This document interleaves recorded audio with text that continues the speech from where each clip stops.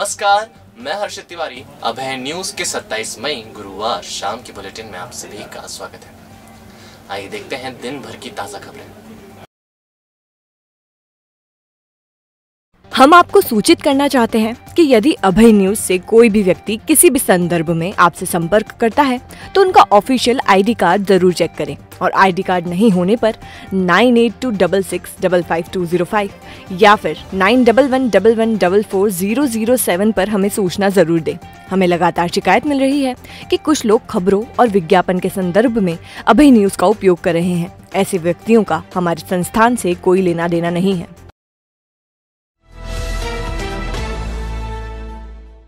इस बुलेटिन के प्रायोजक हैं आर के निवास बाय आर के डेवलपर्स।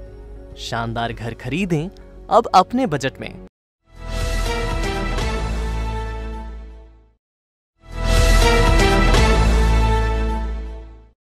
कोविड की दूसरी लहर में गच्चा खाने वाले प्रशासन ने तीसरी लहर को रोकने की तैयारी अभी से शुरू कर दी है। तीसरी लहर में बच्चों के सबसे ज्यादा प्रभावित होने की आशंका को देखते हुए चरक अस्पताल में 135 बेड की अतिरिक्त व्यवस्था की जा रही है। इसमें 15 बेड आईसीयू, 60 बेड ऑक्सीजन और 60 बेड सामान्य रहेंगे। कोविड की तीसरी लहर की तैयारियों के लिए कलेक्टर आशीष सिंह गुरुवार को चरक अस्पताल में व्यवस्था देखने पहुंचे। पूरे अस्पताल का दौरा करने के बाद उन्होंने एक संभावनाओं को टटोला। सीएमएचओ डॉक्टर महावीर खंडेलवाल से कलेक्टर ने अस्पताल के हर फ्लोर और उस पर उपलब्ध संसाधनों की जानकारी ली। अभी चरक अस्पताल की 5वीं मंजिल पर कोविड संक्रमितों का इलाज चल रहा है। यहाँ 100 बेड कोविड संक्रमितों के लिए हैं। अब इसी मंजिल पर 30 बेड का नया आईसीयू भी तैयार किया जाएगा। ये आईसीयू बड़े लोगों के लिए रहेगा और संक्रमितों को बेहतर उपचार मिल सकेगा। अस्पताल की पहली मंजिल पर अभी बच्चों का उपचार किया जा रहा है। यहीं पार्टीशन कर 75 अतिरिक्त बेड की व्यवस्था की जाएगी। इसमें से 15 बेड आईसीयू और 60 बेड ऑक्सीजन वाले होंगे। चरक अस्पताल में पहले से ही बच्चों के 60 बेड होने से क्षमता बढ़कर 135 की हो जाएगी। तीसरी लहर की तैयारियों के लिए माधवनगर अस्पताल में भी 30 बेड की नई आईसीयू बनाई जाएगी। कोविड डेडिकेटेड माधवनगर अस्पताल में 200 से ज्यादा बेड है। इसमें 30 बेड आईसीयू के हैं। नई व्यवस्था बनाने के बाद तीसरी लहर का सामना आसानी से किया जा सकेगा। कलेक्टर आशीष सिंह ने बताया कि तीसरी लहर की तैयारी के लिए आरडी मेडिकल कॉलेज और निजी अस्पतालों से भी चर्चा की जा रही है। यहाँ भी ज्यादा से ज्यादा बेड की व्यवस्था करने पर जोर दिया जा रहा है। देखिए, चरक भवन के निरीक्षण के समय जो हमारा फोकस है वो ये है कि जो तीसरी लहर कोरोना की जो बात करी जा रही है उसकी तैयारियां हमारी पूरी तरीके से होनी चाहिए और भगवान करे कि ऐसी स्थिति ना उत्पन्न हो, लेकिन फिर भी अगर कहीं ऐसा कुछ होता है तो हमारी तैयारी पूरी रहे, इस दिशा में हम लोग काम कर रहे हैं। इसके लिए हम लोग 60 नए आईसीयू बेड्स जो एडल्ट्स के लिए हैं कोरोना के लिए वो हम लोग तैयार कर रहे हैं, क्योंकि हम लोगों ने देखा कि ऑक्सीजन बेड्स के साथ साथ आईसीयू बेड्स की किल्लत हम लोगों को इस बार महसूस हुई थी। तो 60 नए आईसीयू बेड्स क्रिएट किए जाएंगे, जिसमें से 30 नए आईसीयू बेड चरक भवन की 5वीं मंजिल पर और 30 नए आईसीयू बेड जो हैं वो माधवनगर में हम लोग बनाएंगे। तो उसके लिए 3-4 दिनों में काम प्रारंभ हो जाएगा। इसके साथ साथ ही जो ये बात हो रही है कि तीसरी लहर आई तो शायद जो है इससे बच्चे ज़्यादा प्रभावित होंगे, और अगर ऐसी कोई स्थिति बनती है तो उसके लिए भी हमारी तैयारी पूरी होनी चाहिए। इसके लिए हम लोगों ने जो हमारा फर्स्ट फ्लोर का जो बच्चों का वार्ड है उसमें पार्टीशन जो है प्लान किया है, जिस पार्टीशन को करके लगभग 60 ऑक्सीजन के बेड्स और 15 जो आईसीयू बच्चों वाले बेड्स हैं, 75 बेड्स हमारे पास में कोरोना के लिए आरक्षित कर सकते हैं। जनरल वार्ड भी साथ में दूसरी साइड में चलता रहेगा, वो सेपरेट रहेगा।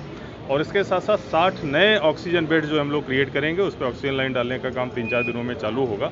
तो इस तरीके से 135 बेड्स केवल और केवल बच्चों के लिए, अगर कोई ऐसी परिस्थिति भगवान न करे निर्मित हो, लेकिन अगर होती है तो हमारे पास में रहे। तो तीसरी लहर के लिए हमारी जो चरक भवन और माधवनगर की तैयारियां हैं वो ये हैं। शराब के नशे में धुत एक वैन चालक ने गुरुवार को नागदा उन्हेल बाईपास पर एक युवक और उसकी मां को टक्कर मारकर घायल कर दिया। युवक और उसकी मां पानी पीने के लिए रास्ते में रुके हुए थे। घटना शाम करीब 5 बजे हुई। इंदौर तरफ से वैन क्रमांक MP09BA9601 तेज गति से आ रही। प्रत्यक्षदर्शियों के मुताबिक वैन चालक शराब के नशे में धुत था और वो तेज गति से वाहन दौड़ा रहा था। वैन ने नागदा के फिरोज खान और उसकी मां को अपनी चपेट में ले लिया। टक्कर मारने के बाद वैन पलटी खा गई और ड्राइवर अपने साथी के साथ उतरकर भाग निकला। घायलों की पहचान नागदा के फिरोज खान और उसकी मां के रूप में हुई है। दोनों बाइक से नागदा से उज्जैन आ रहे थे और प्यास लगने पर पानी पीने के लिए बाइक रोककर सड़क पर खड़े थे। हादसे में महिला का पैर टूट गया है और फिरोज खान को भी चोट आई है। दोनों को उपचार के लिए जिला अस्पताल में दाखिल कराया गया है।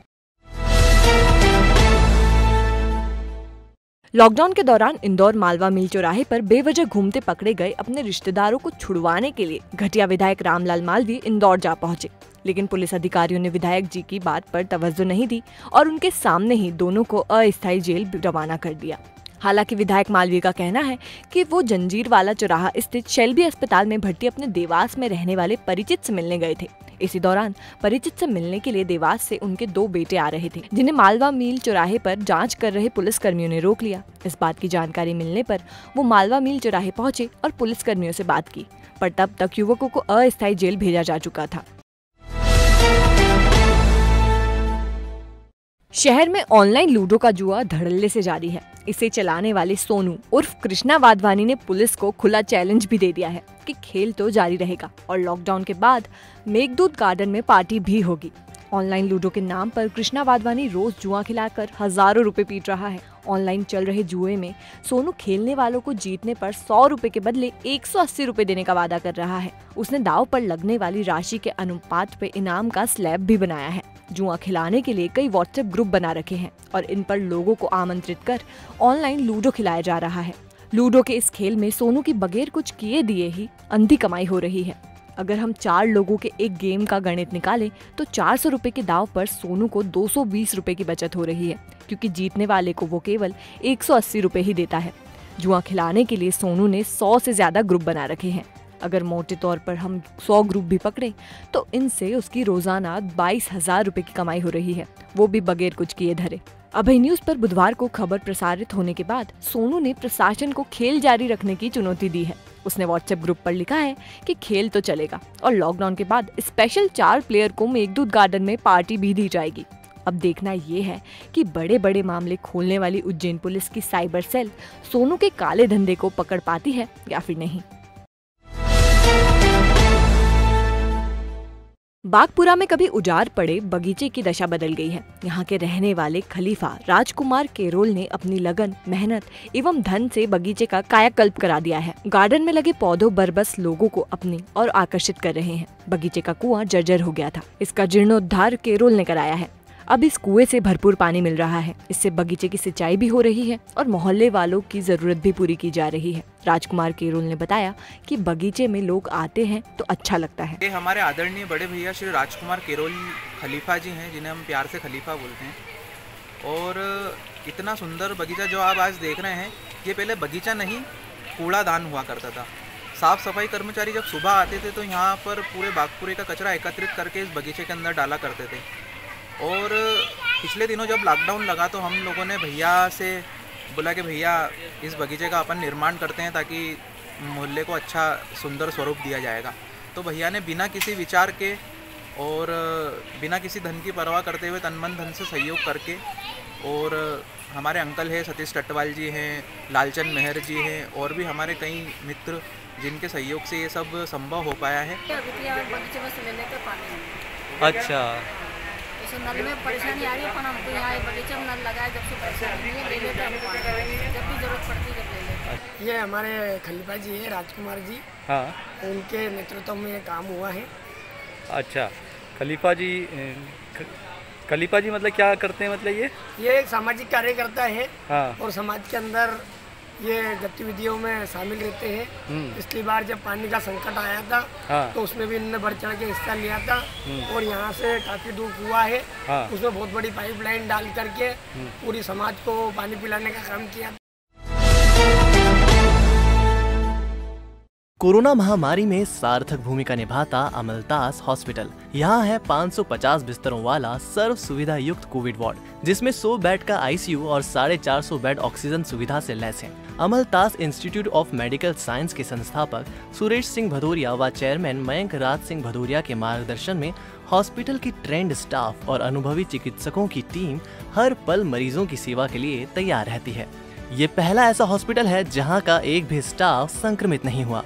एकमात्र अस्पताल जो उज्जैन, आगर, देवास और शाहजहांपुर के 1600 से ज्यादा कोरोना मरीजों का उपचार कर उन्हें सकुशल घर भेज चुका है।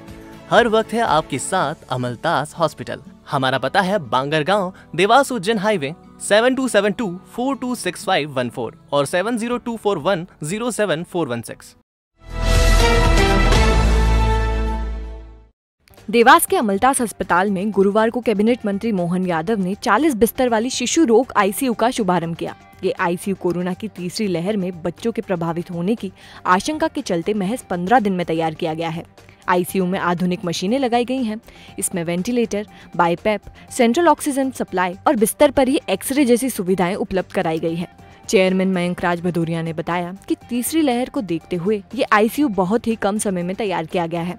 बाल रोग विशेषज्ञ नेहा काकानी ने बताया कि आईसीयू में हर बेड पर एक नर्सिंग स्टाफ की ड्यूटी रहेगी। ये नर्सें बच्चों की देखभाल में दक्ष हैं। अमलतास हॉस्पिटल में आज 40 आईसीयू बेड जो बच्चों के लिए है, अति दक्षता के ये बेड है। इसमें सारी सुविधाएं, मॉनिटरिंग से लेके तो ऑक्सीजन तक, ये सारी सुविधाएं हमारे पास में आज उपलब्ध कराई गई।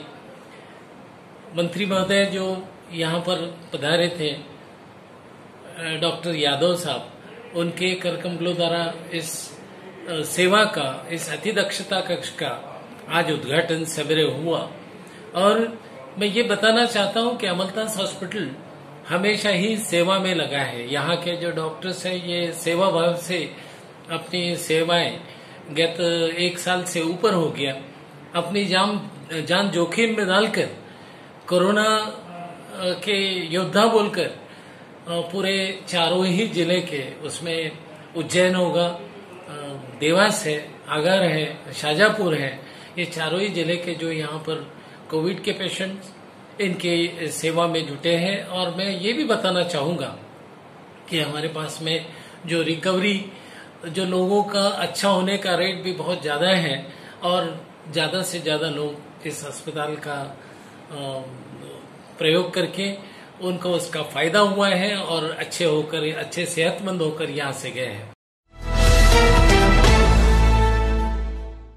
उज्जैन की पवासा पुलिस द्वारा 2 मामलों में शराब की 15 पेटी और 2 बोरी बरामद की गई है। कार और स्कूटी पर लाद कर शराब की तस्करी की जा रही थी। दोनों मामलों में 8 आरोपी पकड़े गए हैं।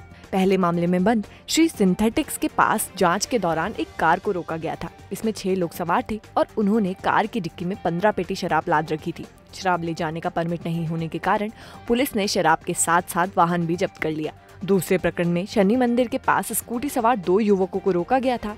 ये 2 बोरियों में देसी शराब ले जा रहे थे। इनके विरुद्ध भी कार्रवाई करते हुए स्कूटी और शराब जब्त कर ली गई है। महिदपुर तहसील के झूटावत गांव में ब्लॉक कांग्रेस कमेटी द्वारा पूर्व प्रधानमंत्री पंडित जवाहरलाल नेहरू की पुण्यतिथि पर कार्यक्रम किया गया। कांग्रेस नेता रणछोड़ त्रिवेदी और भरत शर्मा ने माल्यार्पण कर शुरुआत की। त्रिवेदी ने कहा कि नेहरू जी ने देश को विकसित करने के लिए कई कारखाने लगाए हैं। उन्होंने देश को एक नई दिशा दी है। हम सबको नेहरू जी के बताए सिद्धांतों पर चलना चाहिए। कार्यक्रम के दौरान कोरोना गाइडलाइन का पूरी तरह पालन किया गया। भारत के प्रथम प्रधानमंत्री पंडित जवाहरलाल नेहरू जी की पुण्यतिथि के अवसर पर मैं कांग्रेस पार्टी के सभी कार्यकर्ताओं बंधुओं से ये निवेदन करूंगा कि आप नेहरू जी द्वारा बताए गए पद चिन्हों पर चले एवं समाज के सबसे नीचे तबके पे जो हमारे लोग हैं उनके उत्थान के लिए हम ज़्यादा से ज़्यादा कार्य करें और नेहरू जी के पद चिन्हों पर हम लोग चलें। महिदपुर ब्लॉक कांग्रेस कमेटी ने भी देश के पहले प्रधानमंत्री पंडित जवाहरलाल नेहरू की पुण्यतिथि पर याद किया। चित्र पर माल्यार्पण करते हुए कांग्रेस नेता अशोक नवलखा एवं ब्लॉक कांग्रेस अध्यक्ष विनोद धारीवाल ने उपस्थित जनों से नेहरू जी के पद चिन्हों पर चलने का अनुरोध किया। आज हमारे देश के भारत रत्न परम आदरणीय जवाहरलाल नेहरू की पुण्यतिथि थी और उस पुण्यतिथि के रूप में सभी कार्यकर्ताओं के मार्गदर्शन में पुण्यतिथि बनाई गई, जो आज हमारे प्रेरणा स्रोत है। उनके चरणों में सत्वंदन किया। सांसद अनिल फिरोजिया गुरुवार को उन्हेल थाने के गांव मालीखेड़ी में पहुंचे। 4 दिन पहले इसी गांव में वैक्सीनेशन टीम पर ग्रामीणों ने हमला बोल दिया था। वो वैक्सीन को लेकर भ्रमित थे। इसके चलते उन्होंने वैक्सीनेशन टीम को दौड़ा दौड़ा कर पीटा था। सांसद फिरोजिया और भाजपा जिला अध्यक्ष बहादुर सिंह बोरमुंडला ने ग्रामीणों से घर घर जाकर बात की और उन्हें वैक्सीन के फायदे बताए। खासकर सांसद पारदी समाज के परिवारों में गए और बुजुर्गों से चर्चा की। उनकी बातों से ग्रामीण सहमत तो दिखे, लेकिन दिन भर में केवल 18 ही लोगों ने टीके लगवाए हैं। लायंस क्लब ऑफ इंदौर महानगर की नई कार्यकारिणी गठित की गई है। इसमें चंद्रमोहन श्रीवास्तव अध्यक्ष, रत्नेश श्रीवास्तव सचिव एवं कृष्णा उपाध्याय कोषाध्यक्ष चुने गए हैं। कार्यकारिणी का गठन साल 2021-22 के लिए किया गया है। भोपाल के मुफ्ती अब्दुल रज़ाक खान को गुरुवार को पूरे राजकीय सम्मान के साथ गुरुवार को सुपुर्द खाक कर दिया है। अब्दुल रज़ाक खान साहब मुफ्ती के साथ स्वतंत्रता संग्राम सेनानी भी थे। बुधवार को उनका इंतकाल हो गया था। वो भोपाल की जान थे। उनके जनाजे में बड़ी संख्या में लोगों के शामिल होने की आशंका को देखते हुए प्रशासन ने पुराने भोपाल के कई इलाके को बैरिकेडिंग लगाकर बंद कर दिया था। पुल बोगदा, प्रभात चौराहे से लेकर अशोका गार्डन तक भारी पुलिस तैनात थी। हालांकि कोविड गाइडलाइन का पालन करते हुए ही जनाजा निकाला गया। भोपाल टॉकीज कब्रिस्तान में सुपुर्द खाक से पहले मुफ्ती साहब को गार्ड ऑफ ऑनर दिया गया। विधायक पीसी शर्मा सहित बड़ी संख्या में लोग जनाजे में शामिल हुए और अधिकत पेश की। सीएम शिवराज सिंह चौहान ने भी मुफ्ती साहब के इंतकाल पर शोक जताया। चौहान ने कहा कि मौलाना मुफ्ती अब्दुल रज़ाक खान साहब के रूप में देश ने एक सच्चा सेवक खो दिया है। राष्ट्रीय सेवा एवं समाज उत्थान के कामों के लिए वो सदैव याद किए जाएंगे। मेरी विनम्र श्रद्धांजलि है। पूर्व मुख्यमंत्री दिग्विजय सिंह ने कहा कि मुफ्ती साहब से मेरे 30 से 35 साल पुराने पारिवारिक रिश्ते थे। अल्लाह ताला उन्हें जन्नत अता फरमाए। पूर्व मुख्यमंत्री कमलनाथ ने भी मुफ्ती साहब के दोनों पुत्रों से बात कर अपनी शोक संवेदनाएं व्यक्त की।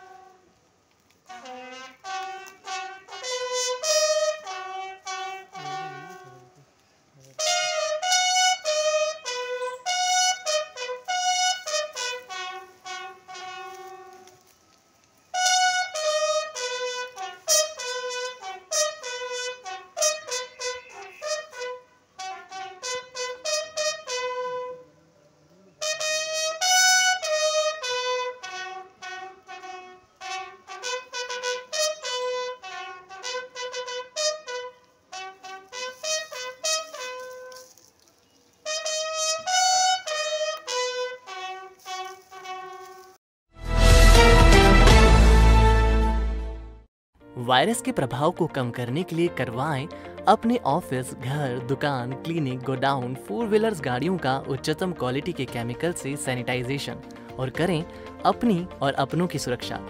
मनीष केमिकल्स, पांड्या खेड़ी, उज्जैन।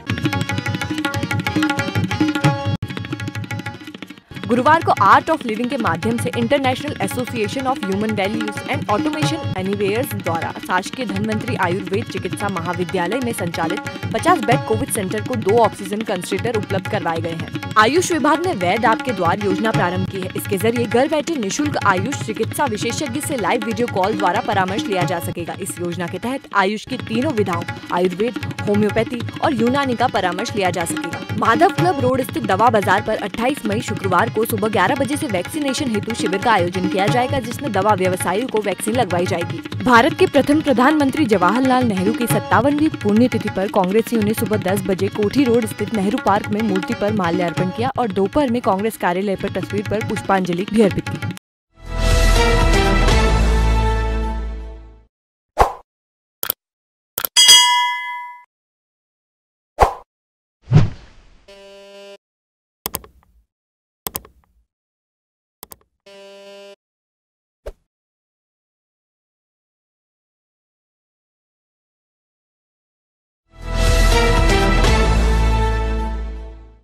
तो आपने देखा हमारा बुलेटिन।